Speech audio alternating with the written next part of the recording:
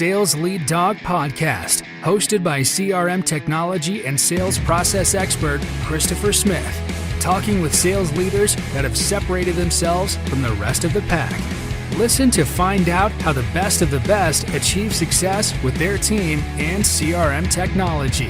And remember, unless you are the lead dog, the view never changes.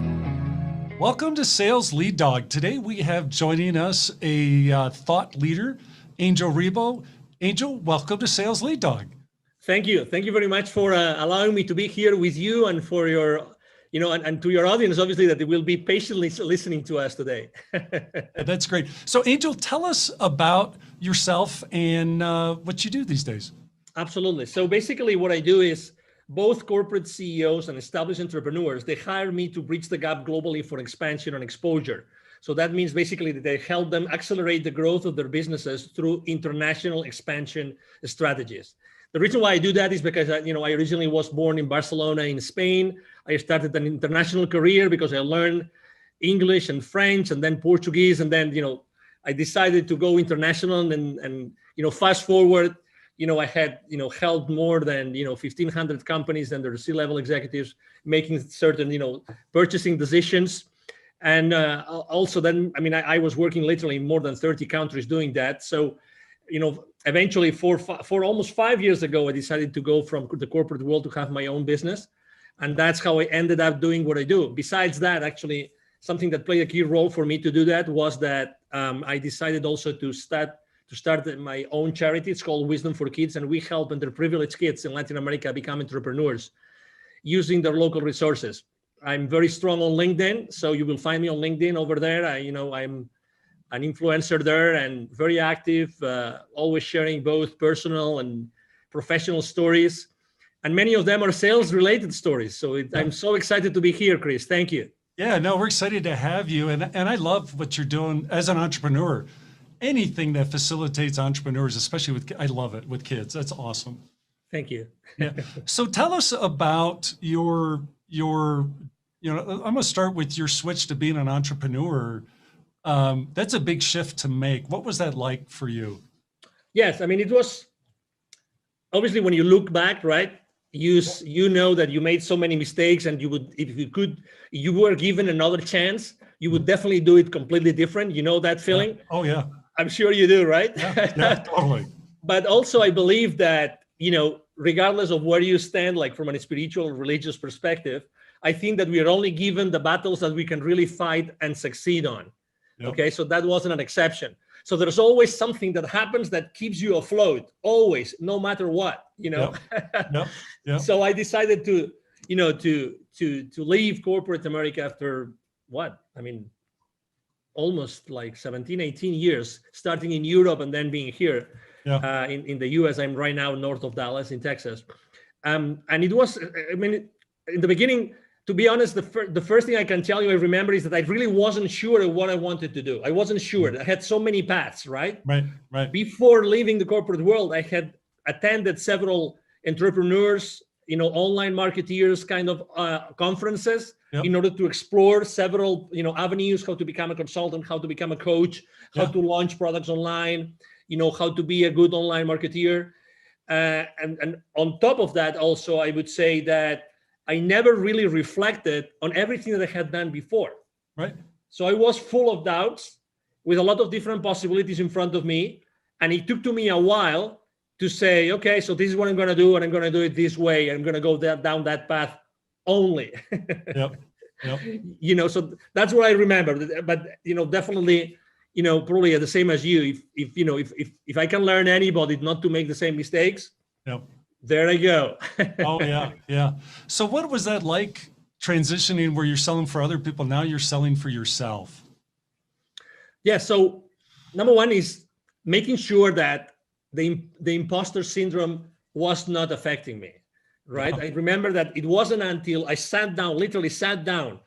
And when I was telling you before that I had done business in 33, 34 countries, until that very moment, and that was months and months and months after I had started my own entrepreneurial career, I sat down and I started to write down, okay, so how many companies have I helped in my life? And I tried to cut and paste different spreadsheets from different, places I had worked and done business with, and companies and industries. I put them all together. And then I said, okay, how many countries? Those different companies, where are they based? So I started to make a list of different countries. Okay, and then how did I help them? So I helped them do this, this, this, this, and this. When I took stock of that, experience, it was then when I realized, okay, so I might have something to offer. Yeah. I might have something to sell to the others. So actually, I made the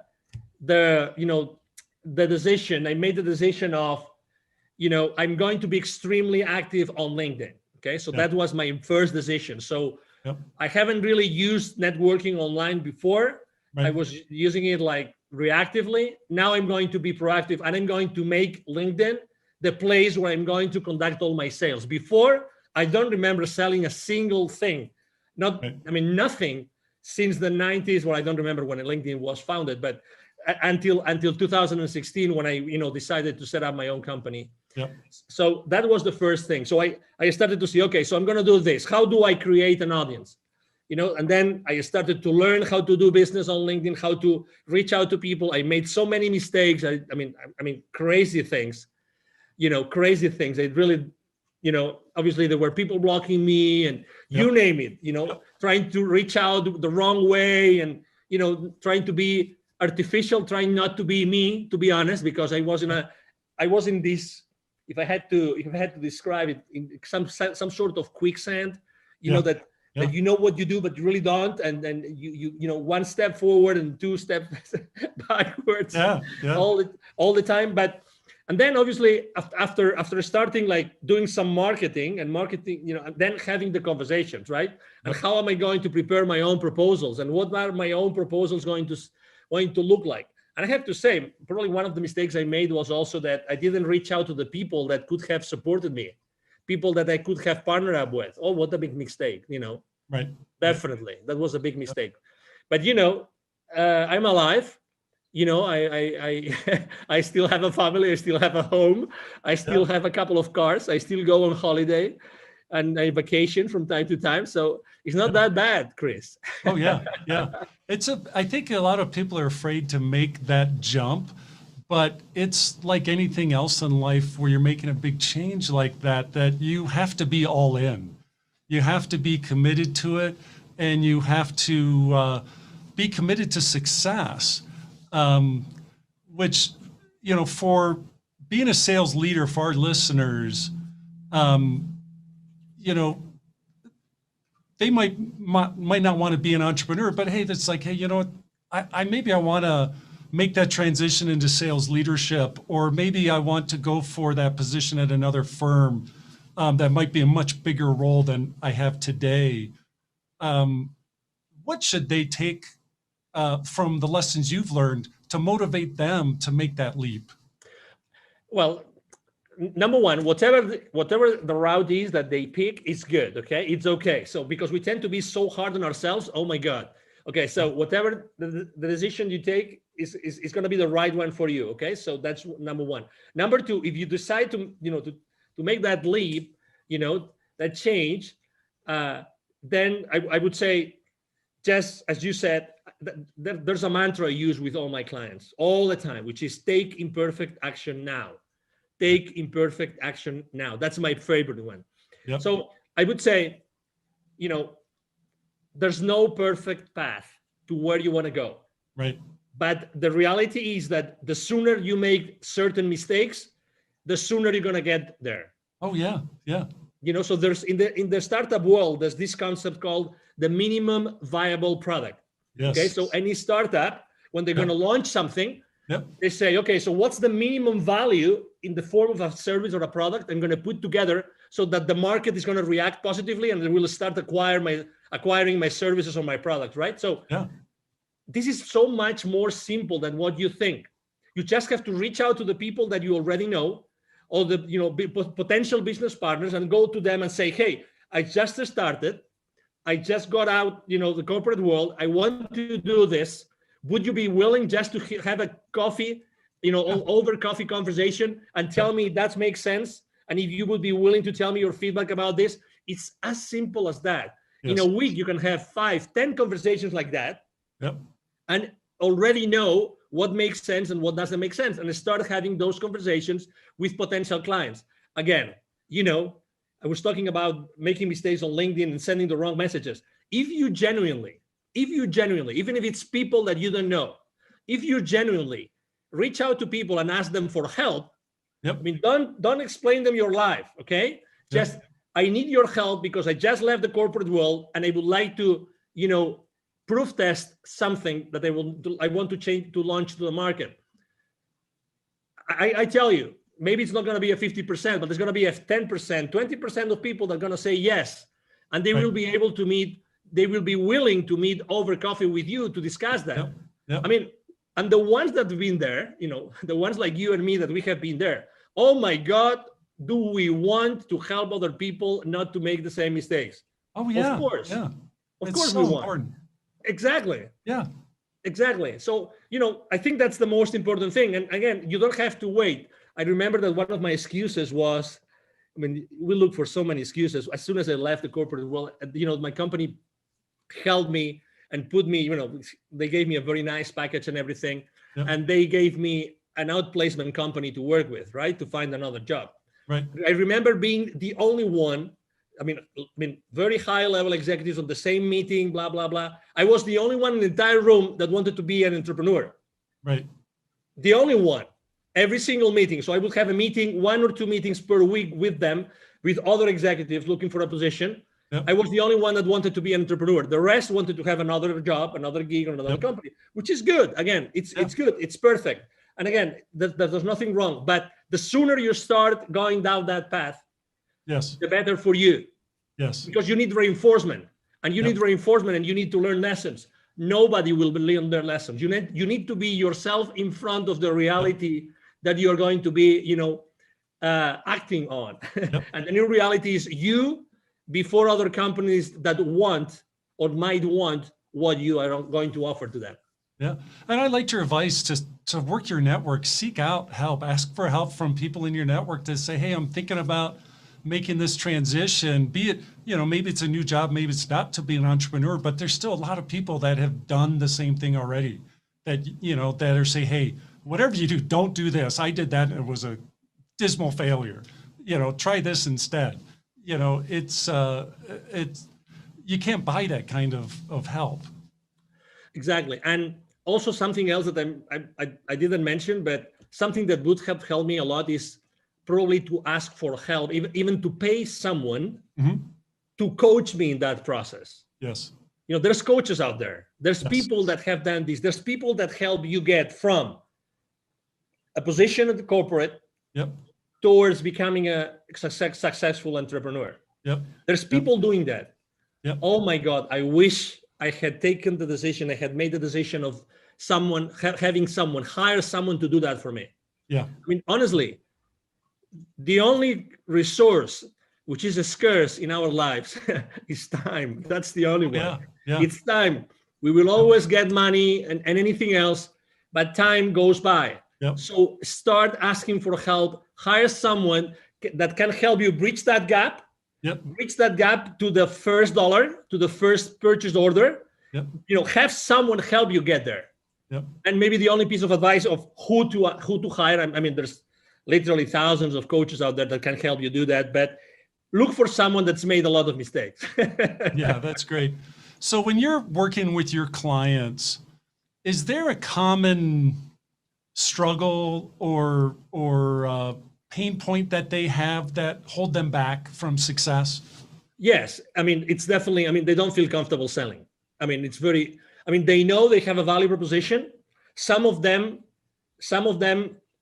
have a solution and there's a problem that exists. Others have a solution, but maybe the problem doesn't exist or it's not big enough. But it doesn't matter. That's why we are there to talk and we're there to discuss and how to make that value proposition really viable in the market. But still, I think that's the most important thing, to make sure that I help them do something that they're just feeling comfortable. Not everybody feels comfortable asking for the purchase order. And needless to say, not everybody knows how to go to the market, which is another thing, right? That's why I always say it's expansion and exposure. expansion and exposure. So expansion is developing business, but exposure means what are all those marketing tools, strategies, and tactics that are going to help you to get to that place, to get to these people that might hire you or buy your products. And that's what they have in common. Let me add something to this, if I may, Chris, which is obviously every time we talk right now, when I'm having this conversation with you, I'm attracting a specific kind of person, right? I'm attracting a specific kind of entrepreneur, a specific kind of C-level executive. I don't attract everybody. And that's okay. I know what I'm saying, and I'm being me, and I know that I'm going to attract certain persona or a certain avatar, and that's okay. The world is full of people that need my services, and it's the same with you, and it's the same with you, Chris, and it's the same with everybody that wants to go from corporate to becoming an entrepreneur. We are unique in our lives, we are unique in our experiences, and we are unique in the way that we can deliver that value to our potential clients. That's why we'll never, that's a conversation you've had probably hundreds, if not thousands of times. I remember when I was training my sales force, the new sales reps would come to me and say, hey, okay, so where am I going to find leads? Oh, that's an interesting conversation. So, we would tell them, okay, so this is the source of leads, and I'm sure that your sales VP or your sales manager is going to give you a whole bunch of leads, and then there will always be someone in that sales training, someone raising their hands and saying, and what if I finish my list of leads and nobody has wanted to give me an appointment? I said, okay, that's interesting. I'm gonna do that myself. I'm gonna expose myself with you in front of the rest of the class, right? So if you ever finish all your lists of leads, I commit to you that I will be sitting down with you for an entire day, and we will both look for additional leads or list of leads online or in any other institutions that could provide you with potential clients of your business. Obviously, the message I was trying to convey is it that there are not enough leads or potential clients to you, or is it that maybe the work that you're doing is not good enough? Maybe the questions that you're asking, maybe the phone calls, maybe the places where you're looking, right? The reality is, Chris, that nobody ever came back to me, since the 90s asking for lists of additional leads. Right. Nobody. So at the end of the day, obviously, we all have to learn somewhere, and we all have to start, with inside sales or whatever, or telemarketer, marketing, or whatever that is. What's your craziest sales story from your career?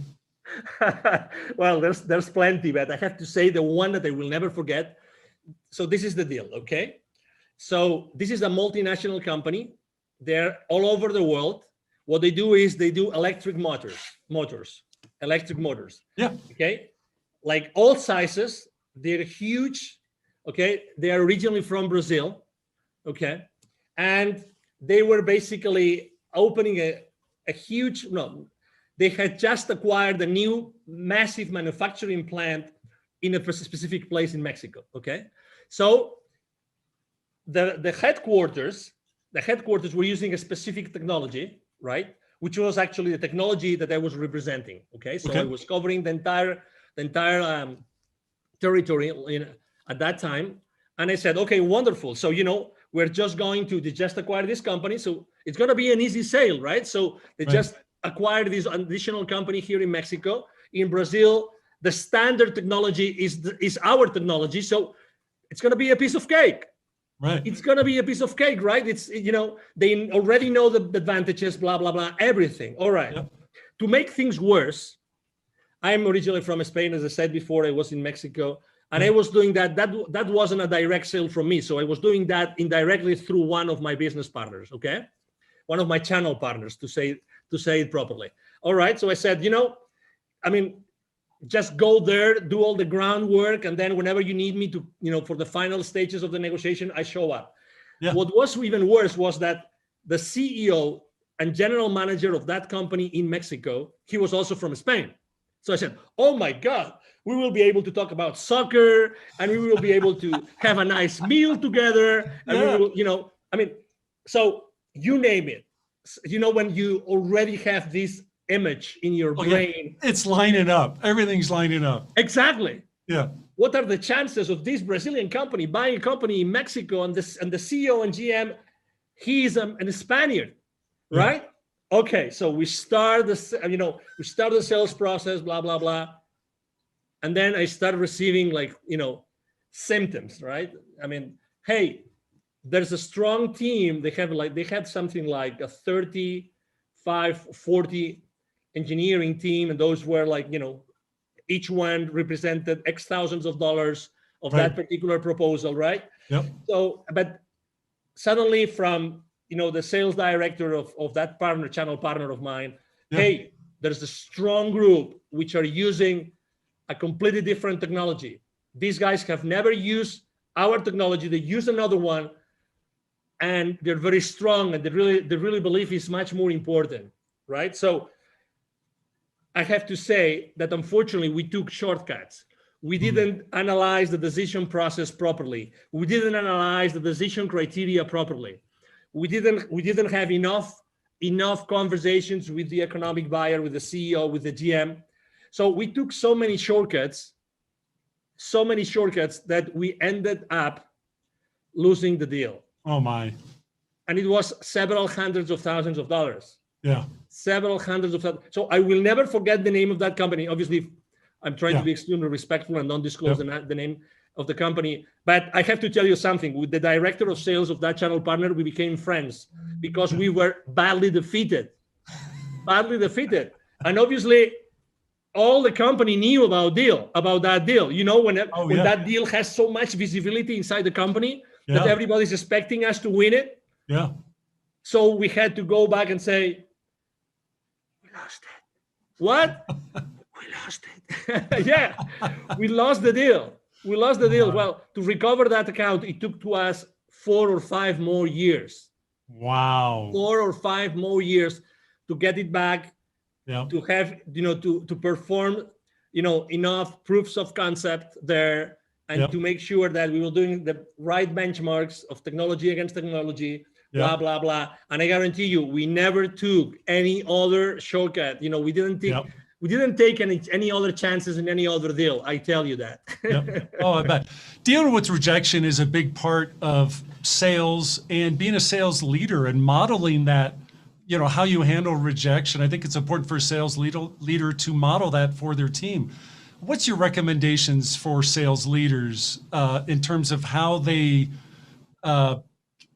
create the proper perspective in their sales team, especially the younger people that are getting started in sales?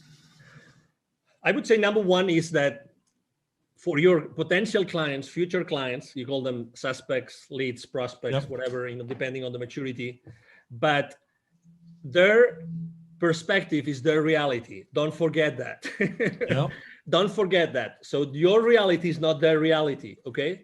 So that's the number one thing. So the number one thing I would like to say is, this is a marathon. Okay. So just you have to learn, and don't burn your bridges. It's a matter of time. You have to learn how to do this. This is as anything else, as playing tennis, as swimming, as driving, as anything else. This is a long run. Okay, so it's going to take some time for you to perfect whatever you want to do. And remember, be yourself all the time. That would be my second one. Be yourself. Don't pretend to be anybody else. It doesn't mean that you don't have to be mentored. You don't have to receive lessons. No. Okay, but be yourself, because if you're not yourself, you're going to be, sidetracked, whatever that is, and you're going to feel saying, I should have done what my gut feel was telling me. Okay, so just be there. And the third thing is always have the tough conversations. Don't hold anything to you. Always have those tough conversations. So what I'm trying to say is always make sure that whatever decision, whatever proposal you're making, whatever conversation, it's for the good of your client. Right. It's for the good of your client. Okay. So genuinely care about what is important for the client. Remember one thing, as I said before, perception is their reality. They want something, but you believe as a salesperson that they need something else. Right. Okay. So it's what they want. It's what they want. So remember, it's their reality. So you have to be there all the time. Okay. So those would be my, most important, pieces of advice. And again, you learn a lot. I mean, I learned from a desk making phone calls. That's how I learned. Yes. Yep. That's how I personally learned. I didn't even, it took to me more than a year to start making, sales appointments with the field reps, but it is what it is. It is, we have to learn, we have to make mistakes. You have to struggle. That's right. Yeah. So let's transfer our discussion here to talk about CRM. When it comes to CRM and your career in sales, did you love it or do you hate it? I loved it. And I loved it because it helped me structure myself and organize myself. The real, can I use a brand, or can I use I'd rather not? We try to stay away from that. And just talk in general terms. We don't want to. There wasn't one over another. No, it's okay. So, going back in time in the late 90s, there was one system that was really like the number one that everybody would use, and everybody would use that one. I remember when the company was working with was over $1 billion in revenue, and they decided to buy that, right? That was a multi-million-dollar deal that they had to invest on. I remember it was like a savior. I mean, I remember even though it was complicated, like lots of fields and things and interactions, it was like, oh my God, great. We have a way like to put all that information and to keep that information at some place so that it's going to help me have a better possibility to follow up on those deals. Because at the end of the day, following up is everything. When every single industry says that the millions are in the follow-up, you bet. And CRMs really help you be organized. That's for me, that was, I remember my first time ever using that particular CRM. And I've always used different. After that, I use CRMs consistently. Yes. It's the peace of mind that you say. Again, a lot of people see it as a way to control, which I understand and which I agree. You need to control your sales force. You need to have some level of accountability with your sales force. I get that, but it's a help. It's something that's going to help you. It's part of your support system, and you need support systems to excel in sales. Yep. Yeah, I think it's a great tool for salespeople because everybody goes into slumps, and when that happens, the sales leader can use the information in CRM to say, hey, look, I see you're doing this here. Have you thought about maybe trying this? But if you don't have that information in CRM, how is the leader be able to coach effectively, because they have no insight as to what they've been doing or what's going on? Exactly. And, and to your point, some people don't like to be controlled. Some people feel like, I'm the top gun here. I don't need anybody to overlook what I'm doing. Right. With all due respect, we belong to an organization. That's right. The final goal of that organization is to pay back to the owners, to the investors, to pay back, to the shareholder, to give that additional value to the shareholders. They invested their money, they invested their time, they invested their wealth in making that company successful. You have a job because of them. So anything that you do, which is going against that contradicts that, I regret to say, it's not right. That's right. It's not right. The end goal of any organization is to increase shareholder value no matter what. And you as a salesperson, you have to be aware that every business decision that you make has an impact and a financial implication, has a financial implication in the company and in the profitability of the company. So you're part of that structure. I understand that you like to, sell big and close these big, massive deals and great revenue. But okay, so what are the implications of closing that deal? First, as I said before, for the client, is it going, because in the moment that you close a sale, remember, it's good for you because you get the revenue, but it's a problem in the financial statements, right? It's remember, you are a problem for your client until your client starts to recover the investment. Remember that. That's right. And it's the same for your company. So, okay, you get the revenue, but who has to fulfill that order? Your entire organization behind you has to fulfill the order. Did you take everything into consideration so that you will be able to profitably fulfill that order for your client? These are the kind of things that you have to take into consideration every time you close a sale. Yeah, I could not have said that better, Angel. That is so. Thank you.